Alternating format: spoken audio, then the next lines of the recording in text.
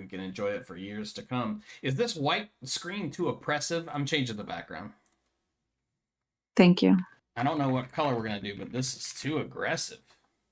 Off-white would be nice, you You know. don't want pink? That looks cute. That looks cute with the green. This is so cute. It's the watermelon. MC, just a quick. This is the Cousin Book Club. We're on track to read a book every 6 months. Sounds right. Yeah. Yeah. Yay. It is Crushing May 26. The world is on the brink of total annihilation, and we're here with Swiffer and Sarah. MC's book pick he is not here for and did not read. It is Station 11. We should put the author's name here. 10 Drew points for the author's name, please.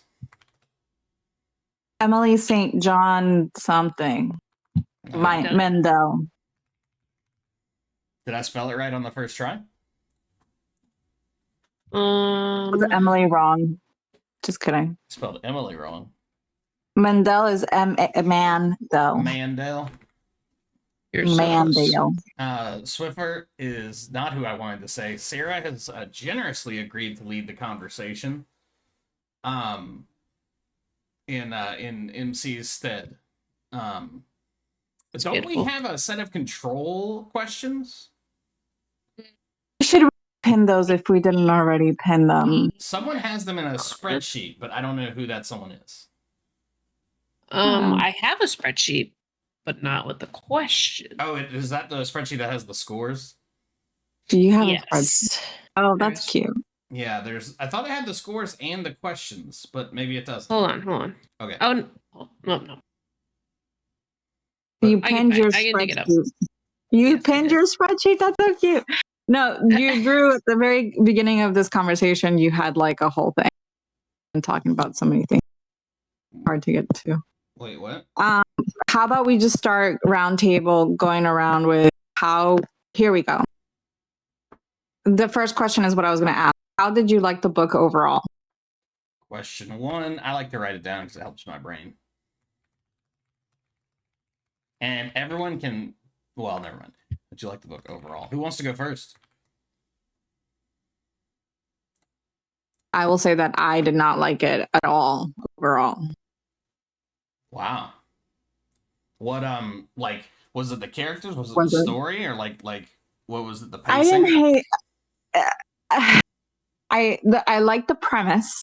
Mm-hmm. It's interesting that it was written pre-COVID because it had to do with pandemic things. Very prescient that it was, I think, like several years before COVID. Yeah, because it was written in like 2011, I think. Yeah. So I like that, and I think I would have liked it better if I had read it before COVID, just because it was like very different than how we experienced it. Right. Which there's no way to know. But I didn't like the transition between past and present. It was so seamless that it was jarring in a way that I couldn't like a couple paragraphs in, and I'm like, oh shit, this is the past, not like current time. Mm-hmm. So like that was like really weird for me, and one of the main reasons why I didn't like it. I also I don't mind not liking characters, but I didn't like any of these characters or any. There wasn't like one thing that they were just boring to me more than anything. This is I think this is interesting, and I think this is why this book club is a good book club for us to be in. Because I thought, I was worried after the first couple of books, I was like, are we all just going to feel the same way about each of these books? This is my favorite book we've read. And No. I'll go into why. I love dystopian fiction. I don't know why. When I was like from being a teenager on, like I loved dystopian fiction. The Road is amazing. World War Z, the book, is amazing. Alas, Babylon. Like these are things that like I read really young and just really shaped my view of it. And after you read a few of those books, after I read a few of those books, I recognize there's patterns to it, right? You got to show the horror of this thing. Here's what usually happens. You know, someone became a cannibal. these people like banded together to try to protect their place. Like there's these tropes to these kinds of stories, and I really like Station 11 because it did so much avoiding those and making it still feel like a real interesting world. For instance, the characters that are like a traveling group of actors. Like I had not thought about how valuable entertainment would be in a world without electricity. Like, you know what I mean? Like that job would exist, and you would be stoked for them to come through your town because you've been churning butter for like 6 months, 10 hours a day. You know what I mean? And like, I love that idea of like that whole culture of like these towns that used to be connected by highways all developed their own little cultures because they were disconnected now. There were no phone calls, there was no internet, so like small little tribes of culture started emerging. And like, do you know if you're safe here? Like, I love that it explored things like that. I loved how the airport, I mean, I'm probably jumping around a little bit, but I love that the airport became this like strange community, because it was just like, because these people accidentally got stranded by chance. Yes, right. Like, I'd never thought about, oh, I guess if you were traveling from Europe and your plane got grounded at the end of the world in Michigan, you just live in bumfuck Michigan now. And like, what does that do to you? And then the book goes into detail about like, it obviously broke some people. Some people like embrace this airport as their new town. Like the guy that runs the museum. One of my favorite characters. I love that it explored so much of the human aspect of what the apocalypse would do, or not the apocalypse, but I guess like a pandemic that wiped out like 99% of people. I don't know. I found it really good. What did you think, Swiffer? I did enjoy the book a lot. I enjoyed the story. I will agree with Sarah that a lot of the characters aren't like, it's not that they weren't super likable, but I wasn't attached to any of them. Mm-hmm. I would say the only character that I actually just like didn't care for, and I was kind of confused as to why we got so much of the story, was Javon. I was gonna ask if it was Javon. I kind of liked his story in the start, like with his brother. I thought that was interesting, but then it just turned into like he never even like, I don't know, it didn't, like their stories didn't connect later, and I thought that they would. It felt like everything was leading to all the stories connecting, and they all kind of did, except for Javon's like kind of just went somewhere was else. Out in Virginia or something, right. and fell in love with some lady, and like just, yeah. Sorry, I didn't interrupt. I agree. I do agree with that part. Javon was probably, he went from being my favorite character to by the end of the book being like, oh yeah, right, I forgot about this guy. Because the whole time they were like, oh, what was her name? Kirsten was always like, everyone was always like, who was the guy that tried to save Arthur? And who's the guy? And we knew it was Javon, but they never find out. And I guess, seemed like the only thing that I liked about Javon's character was that he was like, never knew what he wanted to do, and like didn't have an inkling, and he kept changing his mind. And then the pandemic happened, and it's kind of like he had like a purpose, and he knew what he wanted. Himself in that crisis. Yeah, totally. Right. And it was like this one thing that he thought, like, because he walked away from that night being like be a firefighter, I'm going to save people, or he's like, I'm going to be an EMT, I'm going to save people's lives, to not being able to do that at all because this pandemic thing. He's one of the first people that realized it was. Yeah. And like just realize that he's a person that can handle crisis and does well under crisis. Yeah. Like, no, his story didn't really have like kind of like how everybody else's kind of nice round circle. His really didn't, but I kind of liked it. It was a little cool because I was fully, after his last chapter, basically for anyone listening who's not read the book is told in different both timelines and different character perspectives, so you're kind of just jumping, and it's I don't know, I don't think it followed a pattern, right guys? Like, it wasn't like Javon, No. Kirsten, Now- dude. It was kind of like whatever. Yeah, and I typically struggle with that, like Sarah said, but I don't know. This time it was okay for me, but I usually struggle with keeping up where we are, and I will stop reading a book like if I don't know where the hell I'm at Right. and what's happening. It followed a pattern in that both the timelines that they were covering at the time were similar to each other in terms of like what the characters were going through, in a sense. Like I felt like there was a lot of similarity whenever we were going back and forth between the Kristen and then the guy that nobody liked that died. That it was literally all about, even though he died and wasn't a part of the pandemic, but it was like everybody who ever touched his life, because it talked about his wives and his ex-wives and his child who like became like a cult leader. Yeah, that was I will bananas. say I didn't expect that. That was a good twist. So Yeah. I guess I lied earlier because like that was a trope, not a trope that they fell, but it was like, okay, they're jumping around time and there's a kid, so I can work backwards to figure out that this kid is a central character and it's going to be a reveal later.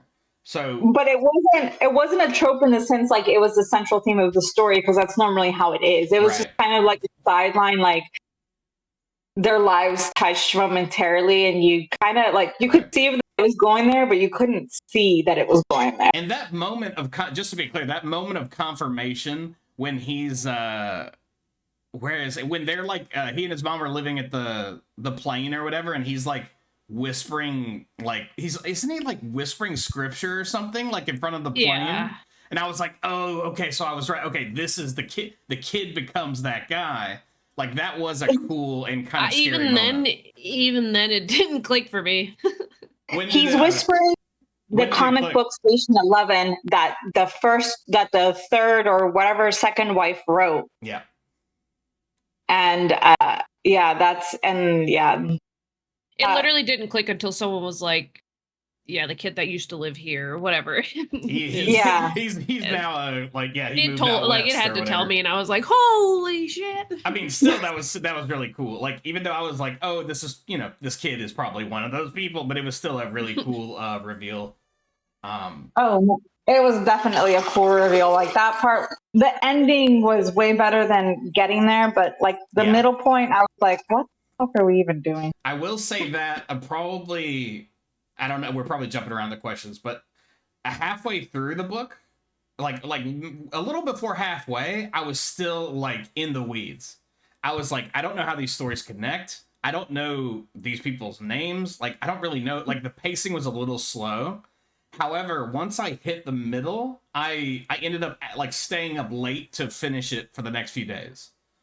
But I did kind of, not struggle is probably not the right word, but there was like I need this book to start making sense soon, because like I don't know what the fuck is going on. Yeah. And I was curious if you guys went through that or if it like happened at different times for you. I was pretty engaged the whole time. Okay.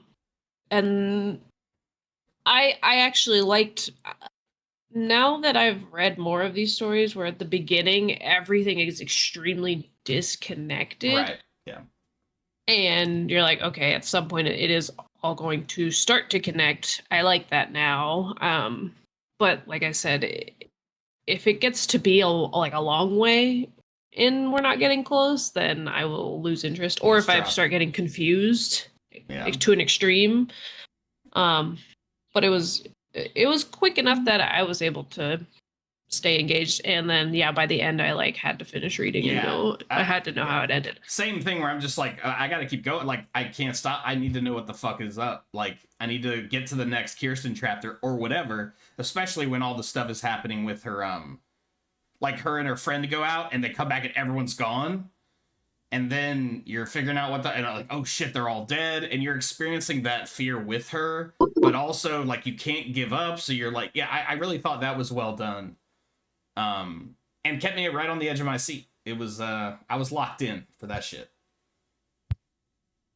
Because I was kind of worried it was going to divulge into, like, she finds a skeleton and it's her friend who broke their arm. And I'm just going to be like, oh my God, this is horrible. I honestly thought it was, for a moment, even though I was like, it's not really giving this, I thought it was going to be, like, not magical, but, like, almost like like a fantasy Some aspect kind to of it. wild When like thing popping off. Yeah. well, yeah, Yeah. when the symphony disappeared, I was like, are they in like an alternate universe or Yeah. something? That's too But- much Stephen King for you. I was a little Yeah. worried that the symphony wasn't real. And I was like, I hate when books do that where it's like, she's been alone about the whole time. I was going to She's be been like, made up oh, herself. fuck, that sucks. It was a coconut this whole time. Yeah. She's just been parading around with a horse and she's Yeah. talking to it. And she's been Very wandering through lifeless towns and being guy. like, do you want to come to this play? I was really, there was a chapter where I was like, damn, that would really suck. Spoilers, that is not what happened. Well, that's one of the things that was really weird about it, because when it came to like the people who played instruments, they only referred to them as like, Yeah. oh, violinist number The 3, and it's guitar. just like, Yeah.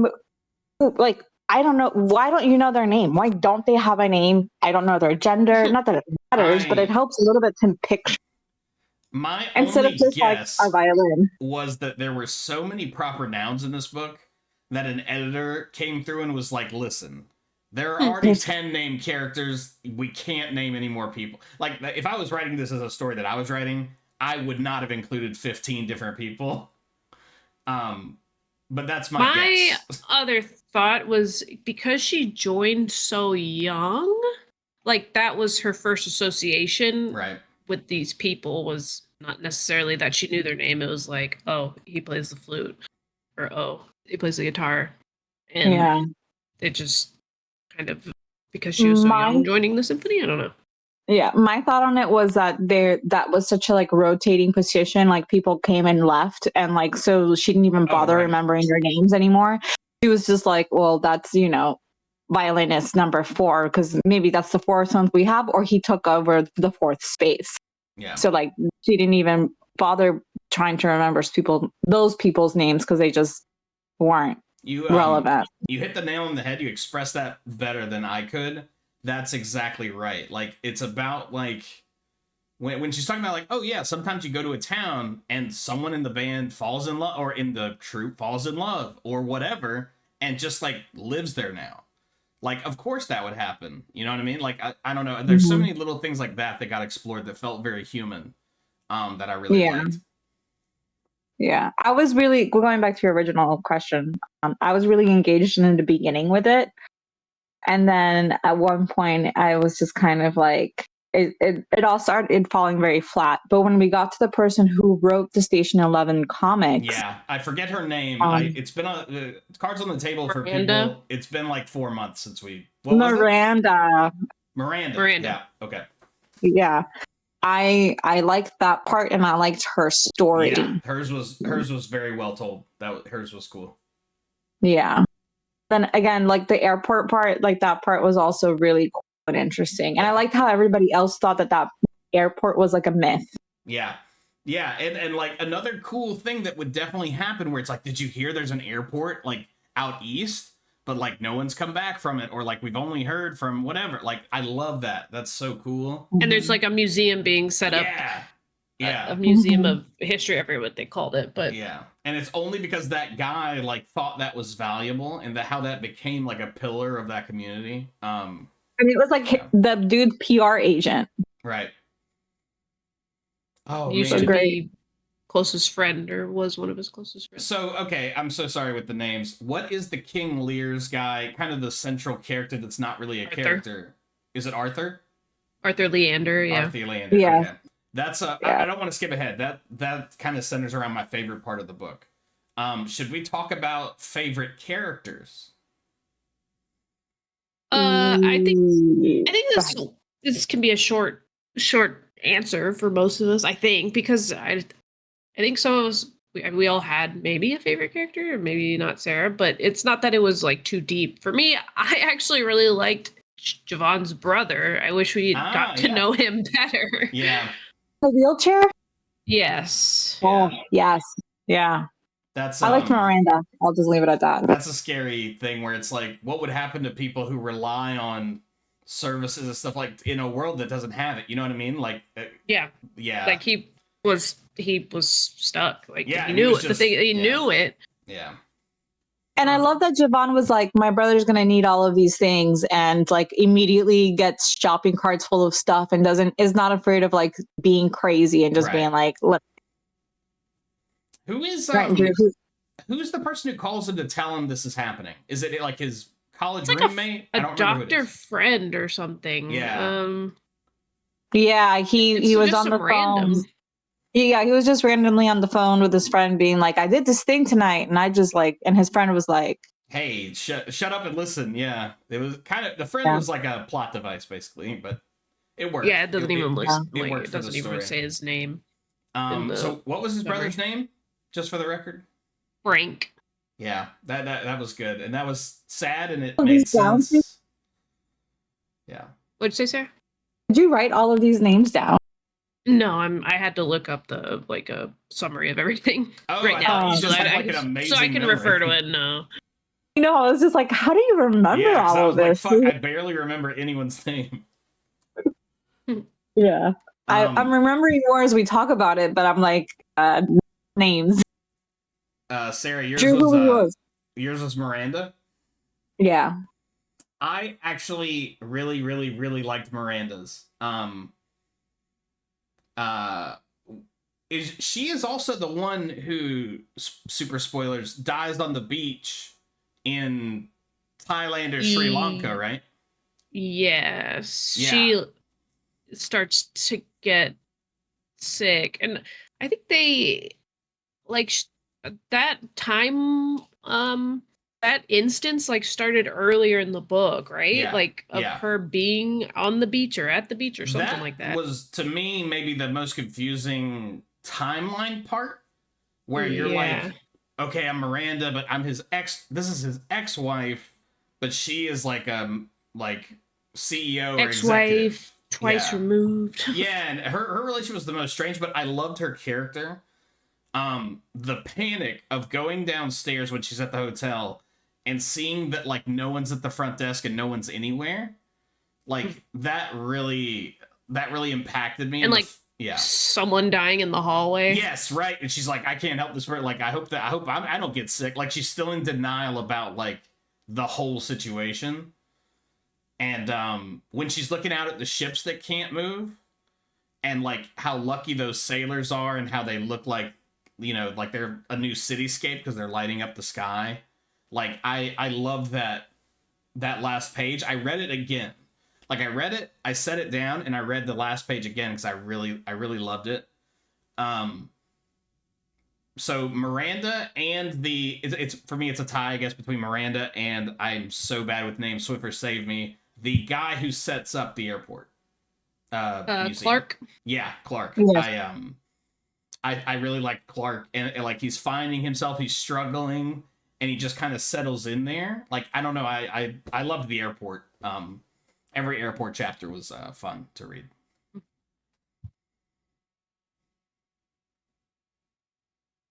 So I'm right, and you guys are wrong. It's Clark. I agree. We haven't already touched on it. Favorite part of the book. I feel like I'm talking too much. You guys go first. My favorite part of I actually liked when the prophet died. I like that kid killed him. That's pretty dark. I like that kid was like, fuck it. Yeah. Shot him. Yeah. I mean, it kind of had to go that way, right? But that was still a tense, like. Yeah, I was stressed. That was a stressful couple of pages there where you're like, fuck, is this kid? Like, what's this kid doing? It was stressful. Yeah. But yeah, definitely a good crescendo. And like, yeah. One of the most memorable parts for me is when Miranda's at that dinner party. Yes, the big dinner. Arthur's fallen in love with the other lady, the leading actress from the That shit film. was messed up. Yeah. That was messy. And then the whole, because at the time, Javon was a paparazzi and he was like there too. So, you know, that was all very interesting. Yeah, and Miranda's the one who ends up talking to him out by the car, right? Yeah, she's smoking a cigarette and they're having a conversation. And that's when he decides to like do more interviews and less paparazzi. And he has one with like I really liked she near the end of that. I think it's right after she like smokes the cigarette and talks to him, and he like one of his friends or he sneaks a picture or something, and then she goes up to work on Station 11, and she kind of does like a long thought about like her friends are always asking her like what's her plan for it, and she's like, I don't want to get it like I'm doing it because I love doing it. And I had never seen I'd never seen that expressed in a book so clearly. Like the character is like, obviously she's wealthy, so she has that privilege, but she's just like, yeah, I'm doing the like I've been working on this for 10 years because I loved it. And I don't know, there was something really cool. I wish I could remember exactly what she said, but it was basically along the lines of like, this exists because it's inside of me and I need it outside. And that's like, it is its own reward. It's not to like make money or to become famous. It's just this thing I love that I want to make something that's mine. I feel like it is. I don't know. They make it seem like it's a stupid project. Yeah, and everyone's at the dinner table. It's always like, yeah. Oh, you're just making this comic. Like that's all you're doing. Right. Yeah. Well, they make it seem like she needs to monetize it. Like it's not worth it if she doesn't publish it. Like it doesn't mean anything if it doesn't get published. Yes, that's exactly right. Like if they're just like, oh well, if you're not gonna, you know what I mean? Like, what's the point of this? Like, what are you doing? And yeah, everyone's kind of shitty about it. I loved that bit because not to make this fully about me, but like that's how I feel about the story I'm writing, where it's like Catherine and I were talking to a neighbor of ours a few months ago, and we ran into them at the coffee shop, and we were writing because we write like every Saturday, and they were like, hey, how's it going? What are you guys doing? And they're like, oh, we're writing. And they're like, for fun? and I hadn't considered it, and I'm sure they didn't mean it in a shitty way. But I was like, that is what I'm doing. Like, do I want this to get optioned for a Netflix special? Like, of course. But like, what am I really doing with it is like, I love making it. And like, it doesn't mean any less to you just because you're not going to have it pick it up. Yeah. Station 11 was not more valuable to Miranda because of its like prospects for being like famous. And I didn't realize that about myself until I read that part of this book. And I was like, oh, that's exactly right. That's how I feel. Like it just, people that understand will understand and people that don't won't. But like, that's it. That's what it is. And that's part of why I love this book so much is because it made me feel a way about myself I didn't realize. It's beautiful. Thank you. That actually isn't my favorite part of the book. My favorite part is every time you get to do another scene from someone's perspective of the King Lear play and realizing that like that's the common thread as you keep going. I loved that. That was really cool. Like I didn't expect, oh, Miranda's there. Oh, he had just talked to her about like he's getting divorced from his new wife, I think. And Miranda's in town and she gives him Station 11? I don't remember exactly what happens, but do you guys remember she visits him before as he's getting dressed? Yes. I think she leaves it there. He dies. Or like the week that he dies. Oh, yes, right. It's earlier, yeah. It's earlier in that week. And she either gives it to him or she gives it to the girl, to Kristen. Yes, you're right. She gives it to the little girl. She gives it to Kristen. Yeah. Because she's there visiting him. And he had decided that he wanted to go live with his wife. Yes, or his ex. Yeah. That he was going to be a father to the kid. To the prophet. Yeah. He wanted to be a father. So he wanted to spend time, and she had moved to wherever the fuck. Yeah. And later on, you realize that he's really tired of his current life. Yeah. And like, he's just doing this day by day, and he's kind of like sick of being famous and being known and seen. Yeah. So he was going to go to Israel. Yeah, that's right. Because he was going to be like actively involved in his kid's life for the first time. Yeah. It like very slowly unraveled like everything, which was done really, really, really well. Yeah. But it was just like, I don't know. I just found some characters to be real. Like Arthur's, like figuring out Arthur as you go, and him never having a like he has one chapter of his own, right? Near Like, the end, yeah. Yeah, and I was like, wow, what a perfect bow. The last chapter you get at the Playhouse is him, and it's his final moments where he sees a bird, or he's on the beach with his brother or something, and it's the last thing he says. Yeah. That was really powerful for me. Yeah, I like gosh, his character dissection of how he starts out with like, you think he's just like some pretentious actor dude, but you realize that he came from a little small town and he had such a hard time like fitting in. Yeah. And he went to school, but his parents never wanted him to do acting, and that's like he kind of quit, and like he was from somebody rich or rich-ish. Yeah, like his family owned like a bunch of stuff in this weird little island they lived in Canada or something, or near Canada. Yeah, one of those small-ish islands that nobody talks about. That was kind of like a weird part of the book. I thought the island and all of that would have been more. That's how he knew Clark, right? Because Clark, no, Clark wasn't from the island. It's how he knew Miranda.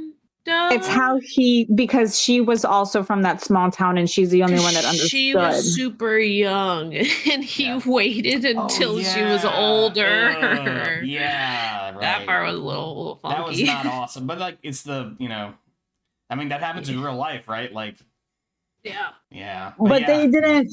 He didn't. Yeah. He was just glad to have somebody, because he always wanted to move away from the island because he was where everything he always knew. And he wanted something different. He got something different. And then when he got it, he was just like, now I just want to be part of this island. Let's go back to the island. Yeah. Yeah. All he wanted to do was be a famous actor. And then he realized, like, he had that same dichotomy throughout his whole life until he realized he just wanted to be a dad to his kid. Yeah. And then he died. And then, And then, like, he finally figures this out, and then he dies, and then the world dies. And, like, that was, gosh, the more layers we talk about in this book, the more I like it, guys. But Sarah, I think your favorite question is coming up right now. Wait, we never got Sweepy's favorite part of the book. Yeah, Swiffer, go ahead. Yeah, we did. It was when the prophet died. The kid killed him. When the kid shot him in the head. Horrible part of the book. I was like, hell yeah! One of the most action-packed parts of the book, yeah. I don't want to be blue. Does he shoot himself? Who? The kid? Yeah. Yes, he does. Yeah, he does. Fuck. I was like, whoa. I set it down. I was like, that's enough for tonight. Yeah. That one did catch me by surprise. Like, when he did that. And he says something a little spooky. If I recall, he says, like, I'm going home or something. Like, it was pretty... I think I highlighted that part because it was something like they just wanted to go home. Yeah, it was sad and fucked up, and it was like a recurring theme that kept happening where it was just like everybody just wanted to go home, but there was no home. But the home's gone. Yeah, home's gone. Yeah. Well, that's a fun way to. Thanks, Swiffer. All right, Sarah, you ready to unpack your favorite question? No, because I can't exactly put it on the nose what didn't work for me. I guess I said it in the beginning, it was mainly the transitions where it wasn't clear cut, like that you were going back in time. Yeah, there's definitely confusion at the beginning for me. Yeah, it took some time, and it was just kind of jarring to be like, oh, this is Arthur, this is so-and-so in pre-pandemic and not post-pandemic. Yeah. And then, so I just felt like those transitions could have been a little bit smoother or easier if they were handled a bit differently. Mm-hmm. And maybe that was part of the point of it. But it just wasn't for me. There were definitely early chapters where I'm like, whoever got the first chapter at the dinner, I'm like, I don't know what the chapter was before, but I was reading, I was like, what the fuck is happening? Who are these people? Like, what? Yeah. I was just like talking about like this girl's trying to learn her lines and the bassist is sick or something. And like, who the fuck are these people? Like, what is going on? Yeah, that's not for me. Is there anything that didn't work for you, Sweepy? Mine was Oh, I mentioned it when we first started talking. Javon, was it about Javon maybe? Oh yeah, it was kind of like the fall off of Javon's story. Oh yeah. That was mainly it. Everything else for me was pretty good though. I really did like overall kind of like I really enjoyed the book. Other than like Javon's story kind of falls off, and there's just like are a lot of loose ends. Yeah. There were a lot of loose ends, like a lot of things that could have been with the book. Like a lot of books are like that, where it's you feel like it could have been a lot longer and a lot more detailed. Yeah, the Javon part was definitely like, it felt like there was the longest gap between chapters in like time. Because like he went all the way to this other state, he found this other person. They're like, apparently they've been married, and he has like 2 kids. Like just a lot happened in his life that you're not really party to. Yeah. Yeah, in my head I was like, I guess this is intentional because in this world of no communication and slow traveling, this would happen. Like a person would move on with their life and you wouldn't see him for 25 years or whatever. But it was definitely like, oh, maybe they finished this book and forgot to write a Javon chapter, so they came back and made something interesting happen to him.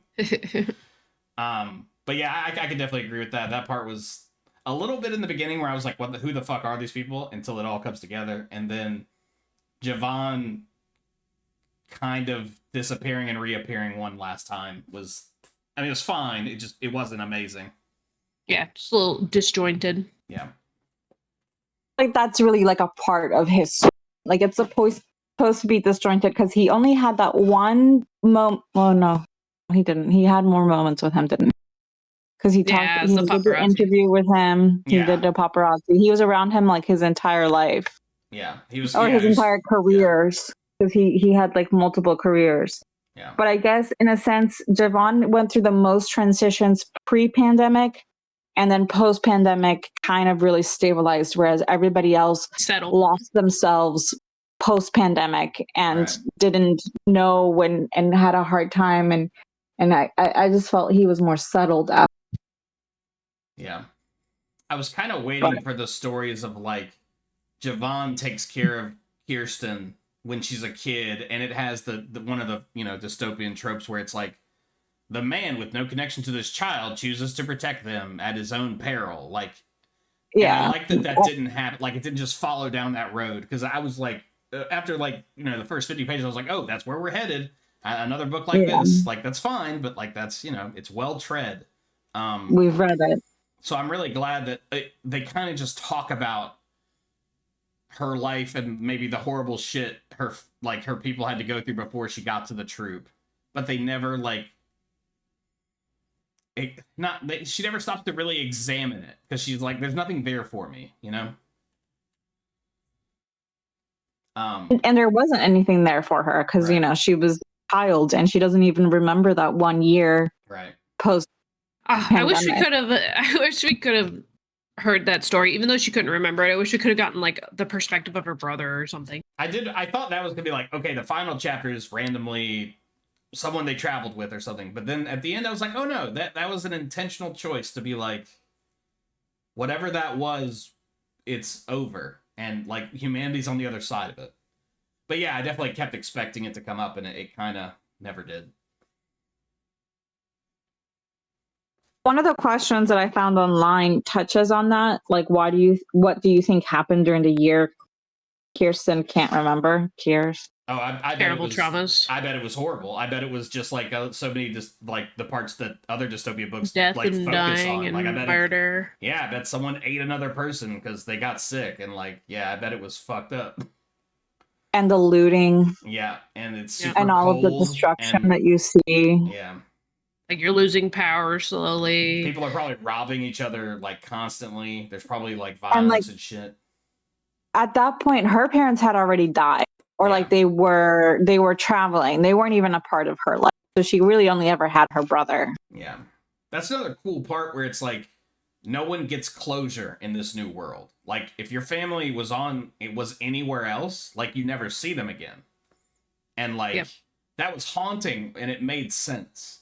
Like it wasn't like, oh, woe is me. It was like It's not not everyone was going to be in like the Right. perfect situation where it does make you think like what would happen Yeah, if right now. this Yeah. happened right now. Yeah. Who would I never see again? It's a little depressing, but Same. I had the same thoughts where I was like, okay, so I never see anyone in my family again because no one lives up here, and now there's no way to do that.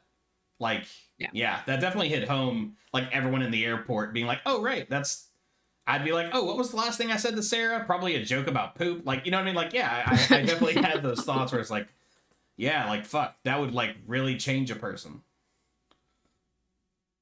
Yeah, they definitely nailed that part. What are the themes addressed in this book? Death. Yeah, loss, like loss more than loss of a person, but loss of like a culture. Like loss on a scale of like Hiding. Every single person has to rediscover themselves. Mm-hmm. Like what's cool is or what's kind of crazy, you don't know what's happening in any part of the world, other part of the world. You only know what's kind of happening in your immediate vicinity, kind of in America-ish, the part of America that you're in. But like, is there a country that was not affected by this? Right. Or what happened to like countries that had less to begin with? Did they thrive? Like I kind of like that if you looked at a map and colored it in where this took place, it'd be like 20 miles around Lake Michigan, like, you know what I mean? Like part of West Virginia, and like that's it. Like, I kind of like that. Yeah, it was crazy that they lost like electricity. Yeah. And like power. And it was something that I was like, I guess we were fortunate to not have lost all of that. I guess because in this story they lost so many people. Yeah. So all those infrastructures just kind of fell apart. Right. Because it was like you literally only had a city, but even the city was not run by like a mayor or anything like that. It was kind of like whoever survived and whatever was standing. Yeah. What did you guys think? I'm kind of looping back on a previous question, but I just realized one part that I have mixed feelings about. What did you guys think when Clark takes Kristen up to the air traffic control tower and you see the lights in the city nearby? It was a cool moment, but I had actually forgotten about it. I kind of did until just now. Yeah, I thought that there was life out there that they weren't aware, like that other people had electricity and were living not semi-normal, like at least semi-normal lives, and not like this catastrophic dystopian sort of thing. Because that's like the whole premise of the airport, was that there was hope. Yeah, it definitely was meant to be a cap of like this hopeful place. Like, will it continue to endure? I found it to be the only part of the book for me that was a little cheesy. Like, the power in the distance. Yeah, like if this was a movie, that'd be the final shot. They'd be like, "Oh, thank God!" Like, I don't know. I the more I thought about it, the less I liked that moment. It made sense, and it makes sense for the story. I don't think it betrayed any characters. I was just like, okay, all right, like, yeah, no, I get it. It's fine. But like, I don't know, a cultural loneliness was like, I guess, the main theme I took away from it. Like how fragile this whole thing is. Like, there's a quote by someone, I think it's a general or something, that's basically like, every country is 3 missed meals away from anarchy. Like, we're like, civilization is we're always on the brink. Yeah, you're always just on the brink of like complete disaster if things start to fail. Yeah, it's scary. Yeah, for sure. But I'm sorry you guys didn't love it as much as I did, but I am very curious to hear your scores. This is just Sarah though. Oh, okay, fair enough. I liked it. Yeah, I'm ready to take scores so I can mark them down. Oh, what were the? Can I just for my brain? What were the previous scores? Previous scores: Blood Over Brighthaven, Sarah rated 8.75. I rated 8.1. JP 8.2.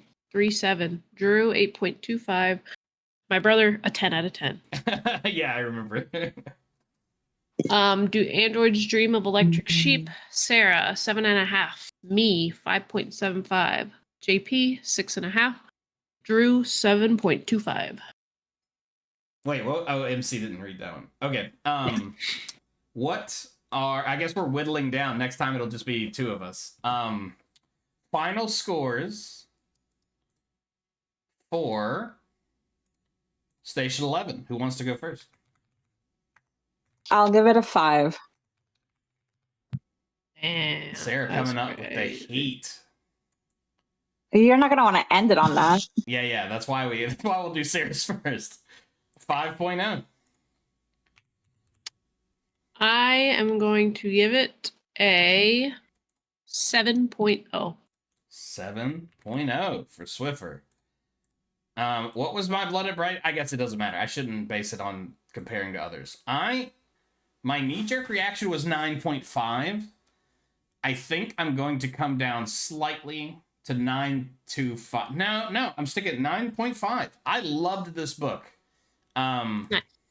Yeah, this is I really like Blood over Brighthaven. I loved this book. I was so thankful that we accidentally read it. It'd been on my list for like years. That's so funny. Yeah, this the whole story. It really worked for me. It was my genre. It's too bad that a woman wrote. No, I'm just kidding. Scrap it. Terry, Scrap the whole recording.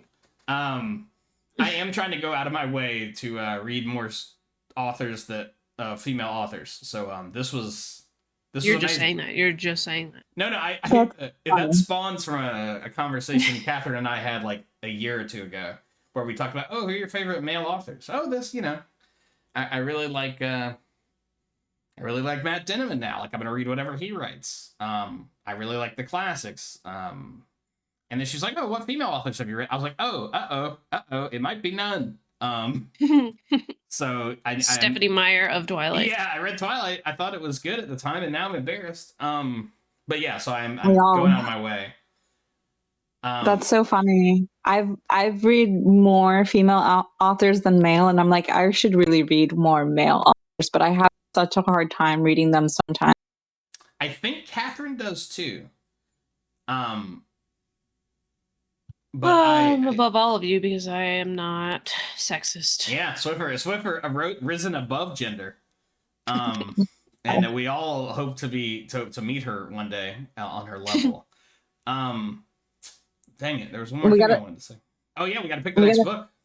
We got to flip a coin. What are the two options? A Whale in the Living Room and Kite Runner. Oh, I forgot about the Kite Runner. I'm excited. I mean, I'm excited for both, but I can't wait to read the Kite Runner. A male wrote mine, so okay, so this is my thing for mine.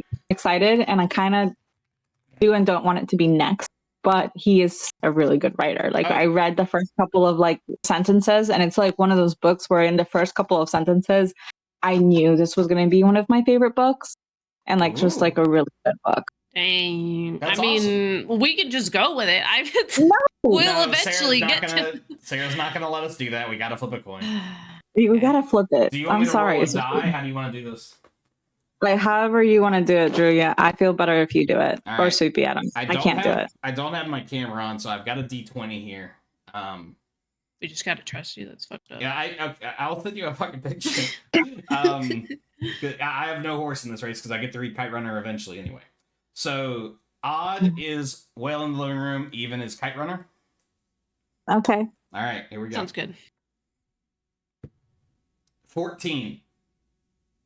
Kite Runner it is. Kite Runner it is. Sounds good. It's really a 5, but no, I'm just kidding. All right, Kite Runner it is. We'll meet. Let's see if we keep up this cadence right before my wedding. We'll talk about Kite Runner. Sounds good. Everyone. Yeah, but now we don't have to like kind of think that we're waiting for like my brother. So yeah, we'll leave. I don't think he's going to join. We'll casually and beautifully leave him behind us, and he will rejoin us when it's time. Do we want to meet in June or July? Do you Sweetie. want to do I don't remember for your Kite- birthday? Well, I guess it's Kite gonna be Runner's mine. thick, but it's not that thick. I like. I don't think I would say no more than around 400 pages, if that. It's probably around the same as Station 11. Yeah, that's true. Remember, Maybe like you can plan for early July as long as it's not Kevin's birthday.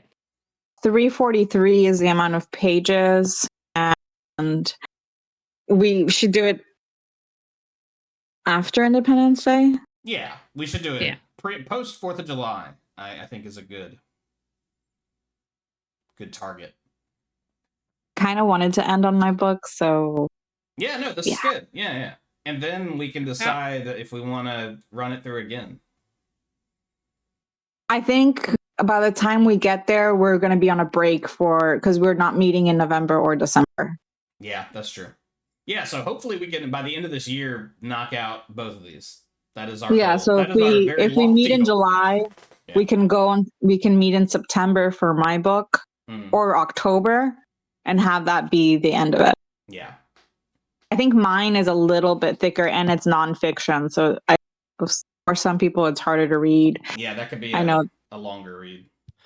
Nonfiction. Yeah, hers is like a real book. Mine is nonfiction. I'm sorry. Hers is a book, an autobiography. No, I'm just kidding. I honestly can't remember the last time I read a nonfiction. A wildlife documentary maker's unique view of the sea. So he made Blue Planet. Oh, okay, that's pretty cool. Oh, sorry, I fell asleep while you were describing it. That's messed up. Shut up, Drew. No, I'm looking forward to it. I think it's gonna help me with the Scattered Sea because I've been seeking out ocean things to help me with imagery.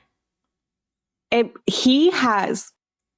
I don't want to build it up. I feel like I'm building it up. But I'm building it up. I loved it so much. I started it, and when we decided we were going to do this, I paused and I was like, "No, this is the book I'm going to read with you guys." Because every single time I was reading it, I was like, "Oh, P would love this part. Drew would love this part. NC would like this part. Like, PP would like this part." And I was like, literally thinking about you guys and specifically while I was reading it. And then I was like, "No, fuck it. I'm going to pause. And we're going to read this together." This was the perfect opportunity. I'm just like anxiously waiting. It's been built up in my brain. But anyways, you have more courage than I would have been like, I'm gonna go ahead and read this, and then I'll act like I'm reading it again. I was like, I don't know if I could read it again. I probably could, but I was like, right? Yeah, it's 368 pages, so it's only 20 more pages, but it's nonfiction. That's what makes it like. Yeah, that could be dense. But I was scared to read this book because I'm reading like a lot of marine biology books right now, and a lot of them have been hit or miss. And then when the last one I read was a miss. So I was scared for this one because it sounds preachy. The whale in the living room, like the thing we don't want to talk about, the elephant in the room. Yeah, I mean, plastic might be but bad. it's not. It's not preachy. Thankfully. Did you guys, this is a complete tangent. Did you guys think about, like, when I read Dungeon Crawler Carl, I was like, fuck, I wish I'd picked Dungeon Crawler Carl to be our book. I did not even. I mean, we're all gonna read it eventually anyway. That's the other thing where I was like, I need to probably convince everyone else to read this. JP already read it. That's great. It's yeah. Have you started the third one, or you just finished the second one? I just finished the second one, so it actually took me a long time to finish it because I lost my loan on Libby, and it's literally weeks out for getting it.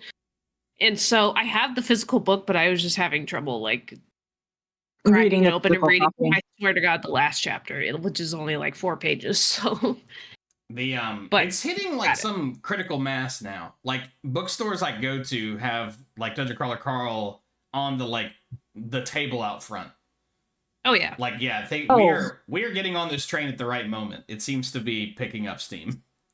It's a full on train. Yeah, I'm excited. I mean, I'm gonna watch the TV show and be angry that they fuck it up, but I'm excited for whatever they got. A lot of people are upset and they think it should be like animated. Yeah, and I'm like, I obviously, willing to give them a shot, but I am a little worried. Like, that Princess Donut has to look right, or the whole thing doesn't work. You know what I mean? Like, as the books go on, I'm like, a lot of this would be 100 times easier animated, and I Yeah. hope somebody with money bankrolls this so Yes. that they can afford to do it right. I hope Apple buys it and spends $100 million an episode, because that's the only way they're going to be able to shoot some of these. Like, I don't know how else it's going to work. Yeah, it The can't be first Netflix. Fine, No, but- Netflix is going to poop it out, and that'll be a real. But unless Netflix wants to get the Scoured Sea, then I'm happy to talk. But yeah, I am worried it'll be like a Paramount Plus 8-episode run thing. Like, that would really It's gonna suck. be a Peacock thing. Yeah, it'll be a Peacock exclusive that just dies. Yeah. But anyway, I mean, I'm gonna watch. I'm gonna watch wherever it comes out. Real quick, no pressure, Sarah. Off the top of your head, favorite Dungeon Crawler Carl book? If you had to say right now, I won't hold you to it. Hold on, because it's either I want to say it's 7.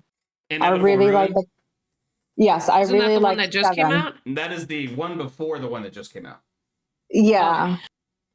I like the one that just came out, but 7 is I think My 7 was favorite- really good. Yeah, because of the way that it ties into the 3rd.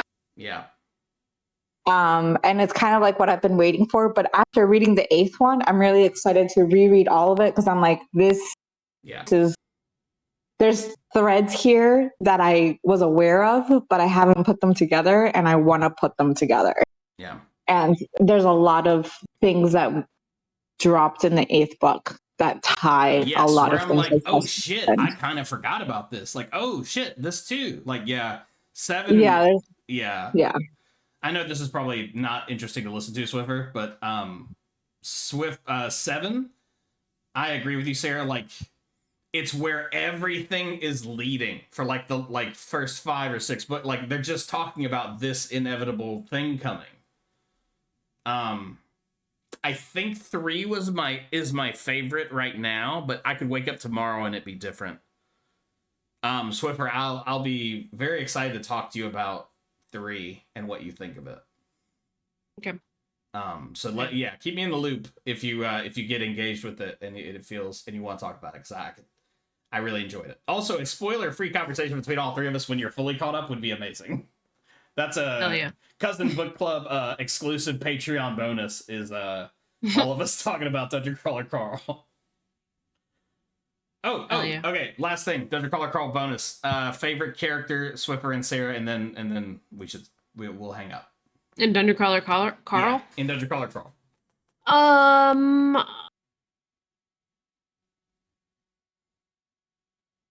We'll go first. Changed for me a couple of times. Oh, okay. Okay. Yeah. I love Pony, Yeah, Pony's got big Sarah energy. and I love Elle, Okay. especially in the last book. Elle was my favorite. Yeah. And then I always like the AI. The AI is hilarious, and I love the evolution of it. And apparently the audiobook is amazing. So I might have to listen to it again. Because I read it just regular the first time, but like people online talk about how amazing the voice actor for the audiobook is, specifically for the AI and for the other characters.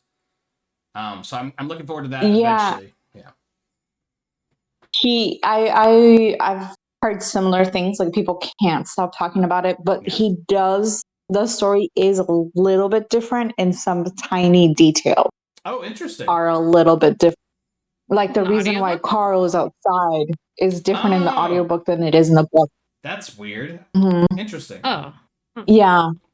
And I have the comic book as well. I haven't listened to the Nice. audiobook yet, but that's one of the things that I like, because I'm on a Facebook group and like people talk about it, because there's no pineapple carabid, whatever. there's no kind in of the pineapple audiobook. cabaret. That's interesting. No. Mm-mm. And so that is a part of the book. So they're like the same overall, Mm-hmm. but he does take some artistic liberties, I feel like, changing very minute details. We're not going to talk more about the different stuff later because I don't want it spoiled for Swiffer. But Swiffer, who's your favorite character?